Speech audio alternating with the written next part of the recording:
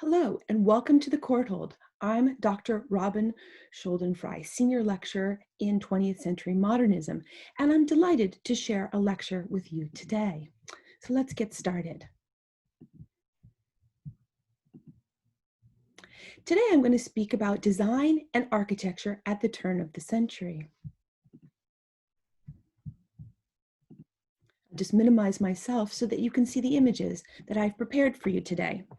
And let me start with design in England. This is an image of the Crystal Palace designed by Joseph Paxton, who was not an architect at all, but rather a gardener.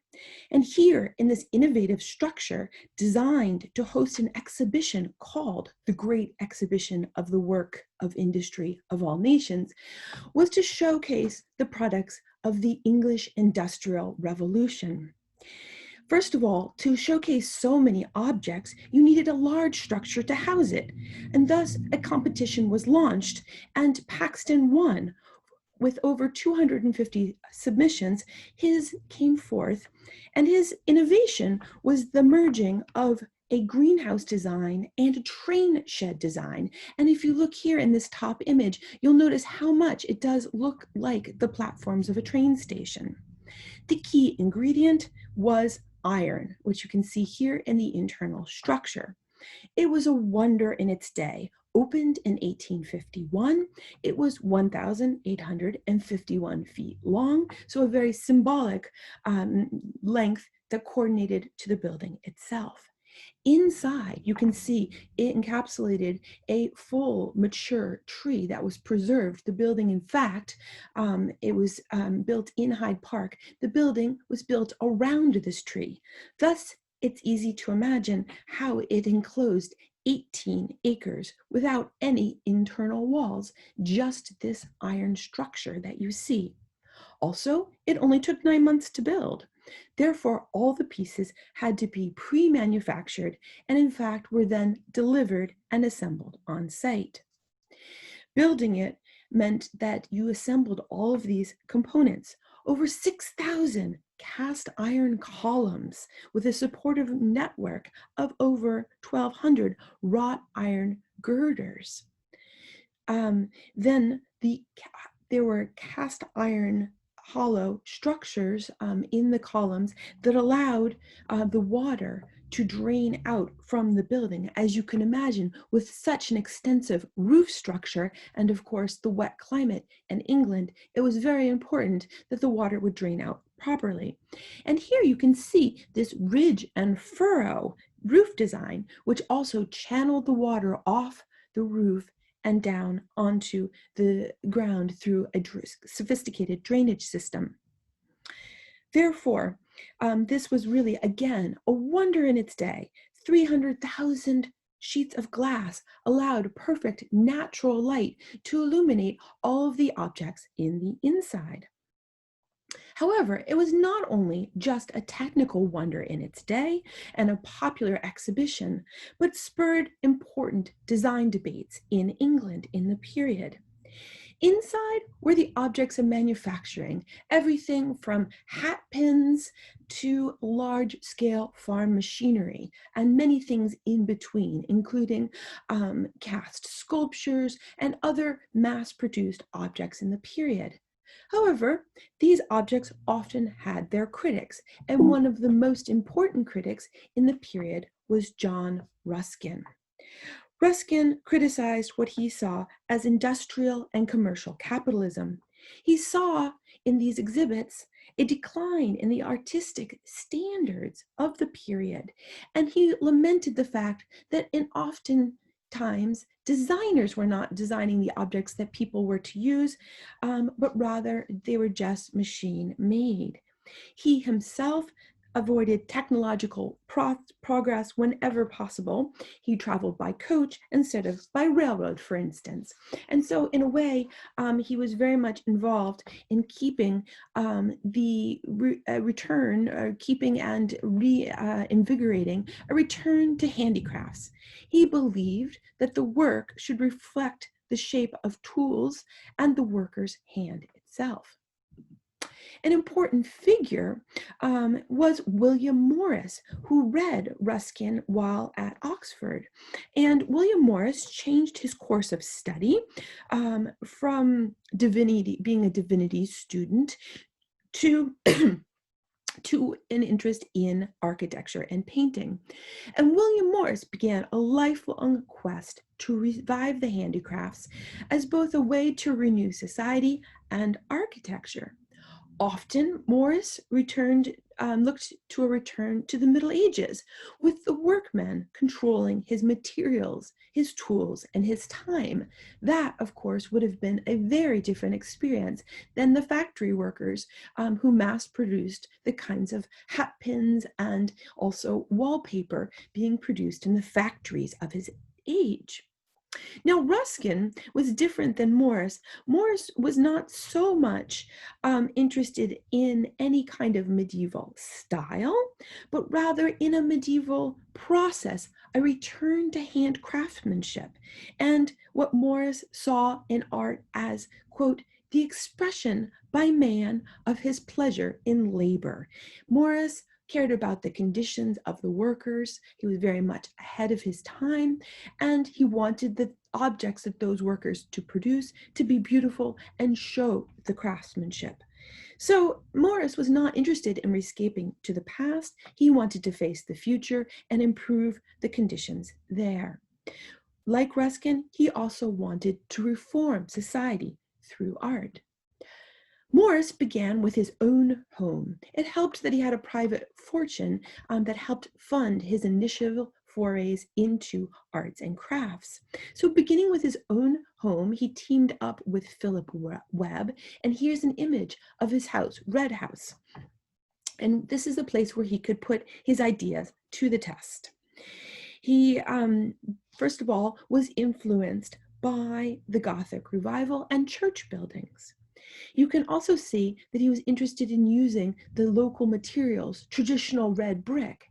And you can see in some ways there is some decoration in this house, but he really uses the natural material itself, the red brick, to express that design. So here you have very beautiful brickwork in this pointed arch entryway. Here you see this very symbolic well right in the middle here, and the other details such as a really nice variety of shapes for the windows. He really wanted to use the undisguised materials themselves to allow the beauty of the bricks to really be showcased in the design of the house itself. Here is a plan, and you can see again here the well is here, and that you would enter here, go down a corridor, and then enter in a major hall, a very traditional feature. So here's that entrance there, and then the hall, the double height hallway would have been here. The house's plan was also response to light, to ventilation, and everyday needs of Morris's family. Here's inside, and here you can see the central stair hall that I just showed you. Morris himself couldn't find any furnishings that he thought suitable, so he and his family and any house guests he had at the house designed their furniture, the textiles, the upholstery, and also the painted designs that you see on the furniture itself. All aspects should be in harmony, Morris thought. And you can see the way that he uses the natural wood burnished just with natural beeswax, natural flowers, and also a truth to the structural materials. You can see how this arch is being not disguised behind plaster work, but the brick itself really showing through. He also uses traditional ironwork for his interior lights. And so the principles that William Morris was interested in, honesty, handwork, truth to materials, and this kind of natural use of materials were all very important to him. William Morris went on to found a company in which he thought he could bring these objects of everyday life and the natural materials and traditional materials and the traditional handiwork and craftsmanship to people. As such, he started Morris and Company, and you can see one of his earliest and important designs, the Sussex Chair. The chair here was absolutely simple, a simple, beautiful black wooden chair with a rush seating, and you can see that it came in a number of designs and benches from his company. Again, you see this honest expression of materials. And what was Morris really fighting against? Here's a typical interior of the period. This is a sitting room of a typical Victorian family of the 1850s. This one's a bit dramatic, but you can see that, in fact, there are no kind of truth to materials. Every surface is covered with fabrics, and then on top of that, other fabrics, throw cushions. Let me just go back a second. Even the dogs appear quite decorative. And so this is the kind of interior which both disturbed Ruskin and Morris, this kind of over-decorated with the gilt chandelier here and so many objects, and not a simple interior at all.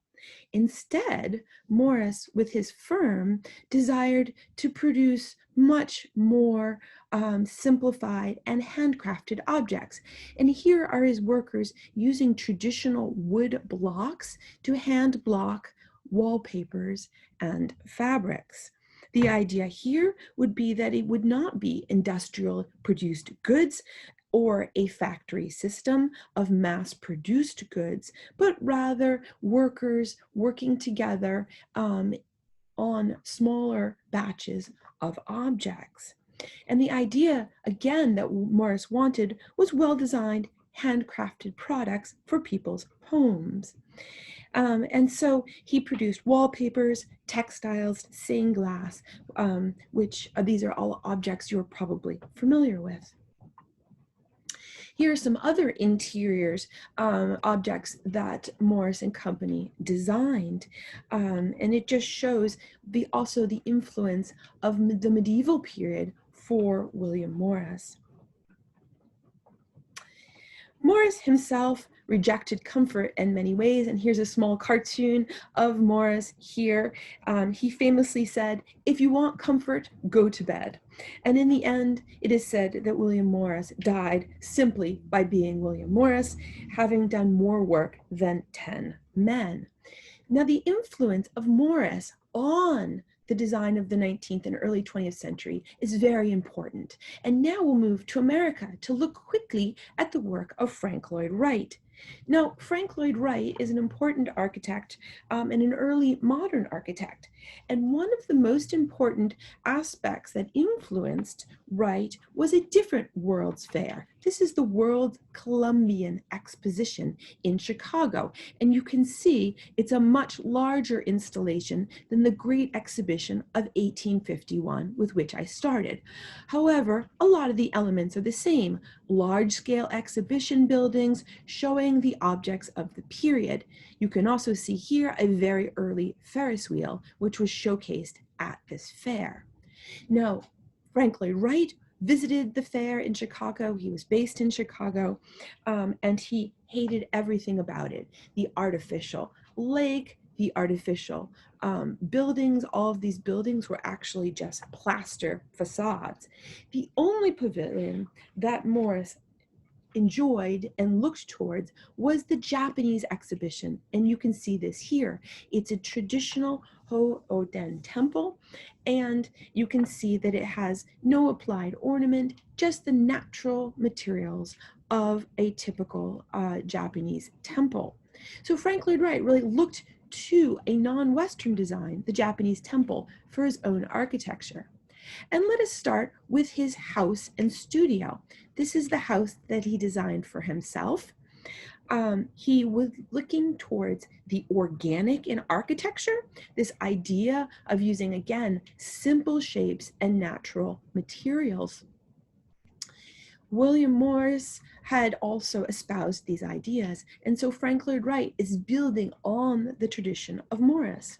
Now, Frank Lloyd Wright's mother was intent that he become an architect, and she bought him a series of famous toys called Froebel toys. And you can see the way in which playing with these very simple geometrical shapes and these kind of 3D volumes very much influenced his architecture. And Frank Lloyd Wright himself talks about the influence of this architecture. He also was influenced by what is known as the Shingle Style, and you can see these wood shingles on his house here.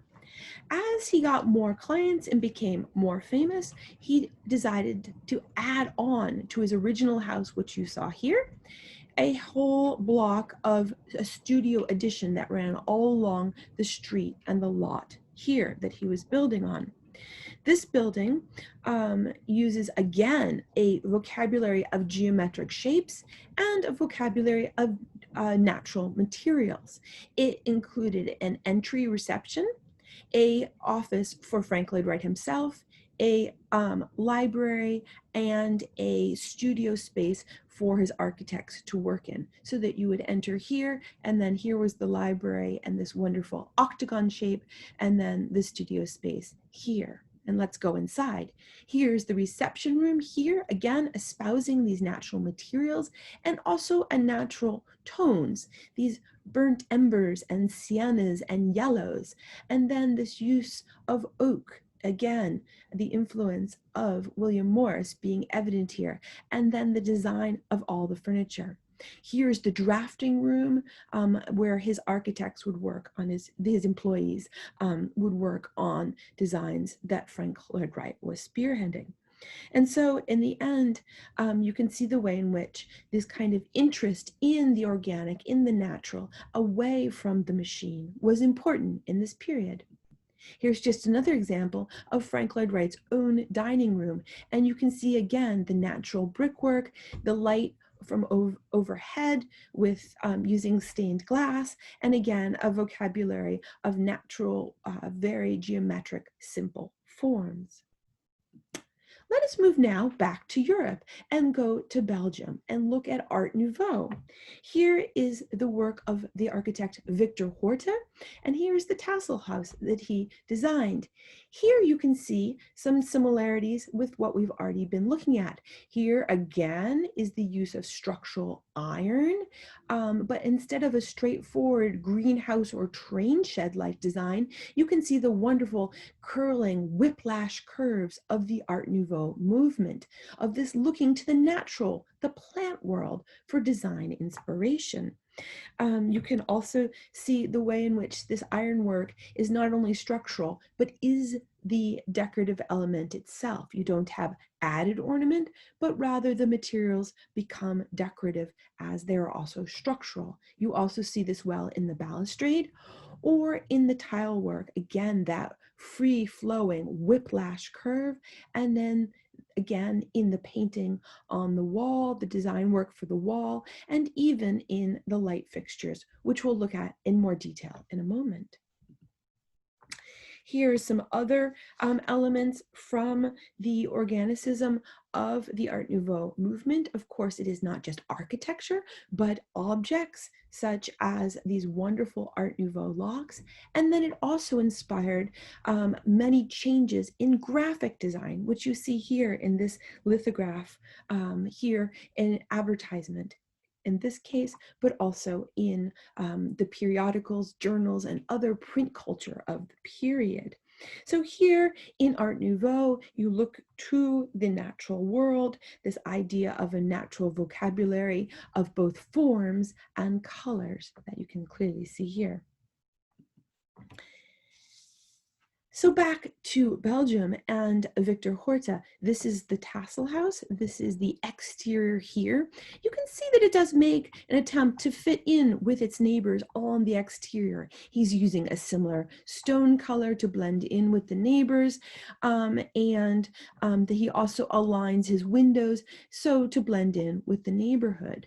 But when you go inside, you see that you enter an entirely new world of whiplash curves, natural light, and natural colors.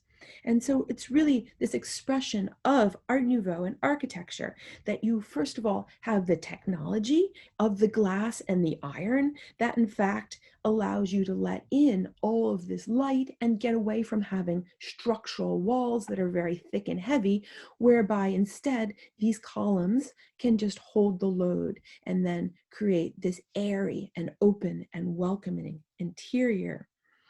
Inside as well, the rooms flow from one to another with a kind of flow that works through the house and then also upstairs. I'm showing you an upstairs office so that we can see the way in which he also uses the light fixtures as well as the natural light. And even the light fixtures themselves have a natural, almost bloom-like design to them.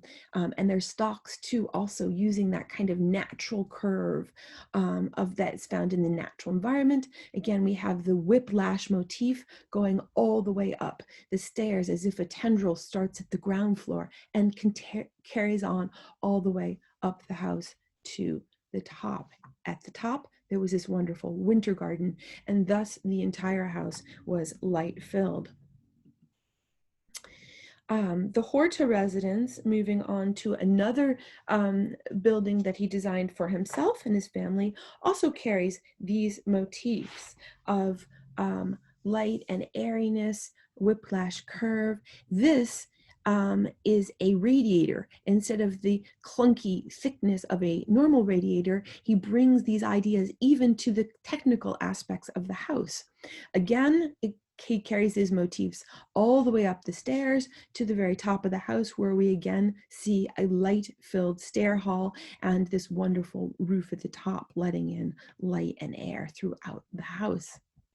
We can see here his other rooms. This is the open plan music room, which of course, if you've got a child horribly practicing the violin, it was probably not a good idea to have such an open plan, but you can see the way in which this open flow of spaces going down from the music room into the dining room, which we'll look at in a moment, or upstairs to the top of the house, and then out through a set of double doors to a beautiful back garden. Going down through those stairs that I just showed you, you can see here this wonderful dining room. Again, all of the furniture is also designed by the architect with these lovely attenuated legs of the dining table and matching dining chairs.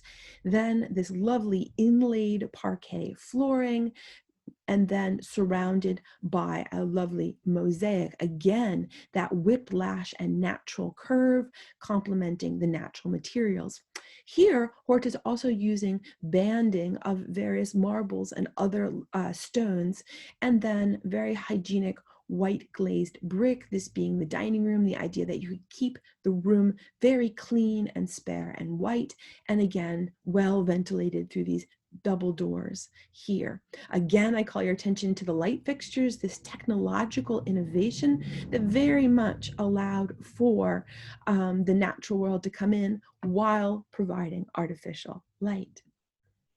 And again, here at the top of the house, again, this light-filled whiplash curves forming both the structure and the decoration of the house. Let us move over to France and look elsewhere where we can start to see the design of Art Nouveau also being influenced by the natural and earlier architecture of the period. For instance, here is a wonderful little set of Art Nouveau furniture from 1900 with, again, these flowing curves and this little settle, a chair, and a small side table with matching wallpaper. And the way in which the French Baroque, in this case, France's own history, very much was influencing the much later design of the Art Nouveau. So just as Frank Lloyd Wright was looking to the art and architecture of Japan, in France they could look to their own Baroque and earlier styles of architecture. We can also look at the underground stations. Here, the series of metros that Hector Guimard designed for the city of Paris. He designed several types and prototypes. Here is a full entrance, a full covered entrance. Part of the problem with the underground was convincing people to go underground and that it was safe. And by creating these very welcoming, almost natural entrances, allowed people to feel a little bit safer, especially as the light could be brought in from above and it didn't feel as if you were entering a dark space. At the same time, you can see he also designed these other much simpler entrances. Here, with these bulbs lit up at night, you can see the influence also of the kind of natural whiplash curves we've been looking at, also going into graphic design. Again, this period of design in which the text and the fonts and the poster culture all folded in with the architecture and furniture as well. But here too, you can also see that in addition to this kind of suggestion of tendrils and stalks, that he also introduces an almost insect-like, almost as if it was a dragonfly or a butterfly, again, bringing the natural world to this new technological development. And let us just look quickly at his design for all the details of the station. You can get a sense of what a technological object it also was, in which every last facet and detail needed to be designed by Guimard. And let us move to our last stop in our quick tour of design at the turn of the century. And this is Barcelona, where we can look at the work of Antonio Gaudí. Let's start with the Casa Batlló from 1905 to 1907. You can see again that some of the elements of the, let's just go back a second. We can see the natural world again coming in, but here it's almost a bit skeletal, looking to almost a bone structure for this building, this idea almost of dinosaur-sized bones and almost reptilian skin of tiles and inlaid plates. The facade is also decorated, as you can see here, in a mosaic looking towards the traditions of Barcelona and Spanish tile work. So again, as we move countries, looking to the tradition of another country in its own with the country looking to its own design forms and sort of updating them for the Art Nouveau of the period to really bring in the background. So in this case, Gaudí brought in the Spanish Baroque and also the Moorish influence of southern Spain and North Africa. At the same time, he was really interested in this idea of at this roof structure here, almost as if it's a spiny dragon at the top of the building itself. So a real imaginative building that doesn't just look to the natural world, but also the mythical world. And you can see here, again, this incredible roof structure as if it was just a scaly dragon at the top of the building. You can see here also that this organicism of the exterior facade, which has a very unusual undulating back and forth character, also was made manifest in the inside, where you can see these very unusual room shapes here as well. And you can see how that might play out. Here's a photograph from the period, also showing, as we've seen today, the design of the furniture to match the architecture as well. And here again are some other interiors. You can see again this much more insect-like rather than whiplash tendril-like design for the interior. And let's look at, just briefly, another building by Gaudí and in Barcelona. This is the Casa Milà, and you can see here, instead of a dinosaur or bone-like structure, although some elements are still present here in the facade, you can see the sea and this kind of seaweed and sea forms are the motif that you can see on the balconies here. I think this detail shows it much better in and of itself. And the way in which he, again, sought to use the natural world, but not the plant world, rather the ocean world. And you can see again the roof structures, which were open to all the residents of the building, again uses this wonderful mosaic and this natural tradition of the country itself, this mixture of materials of tile and stone. And so, again, you can see, like the dragon in the previous building, here, these forms on the roof are almost like monstrous forms or guardian figures sort of guarding the building, as it were. So again, looking to sort of a mythic invocation in the roof structure itself. And here you can see the interior is again almost as complex as the exterior, and that the exterior forms are brought in also to the interior, creating a total work of art. So I'd like to just sum up the lecture today and recap what we've looked at and thought about. We've talked about the ways in which the arts and crafts movement sought to revive handicrafts in order to both renew society and art and architecture, and as a reaction to the Industrial Revolution and to labor conditions. It was also a reassertion of the designer in the manufacturing process. The shingle style was also influenced in America, was very much influenced by the work of William Morris and the arts and crafts movement in England. Then we looked at Art Nouveau as a new style. And although it was, of course, influenced by many of the historical styles of each country, it was very much a breakthrough and a look to the natural world. We also looked at the way in which architects were concerned with breaking the barriers between interior and exterior, and with the use of new materials and the use of natural materials. And we also looked at the way in which local influence, such as Barcelona, on Gaudi's buildings, were really important to the period. So I'd like to thank you for listening to this lecture today, and I hope that you'll think about matriculating with us at the Courtauld. These are the kinds of lectures and the kinds of topics you can expect to see with us. Goodbye.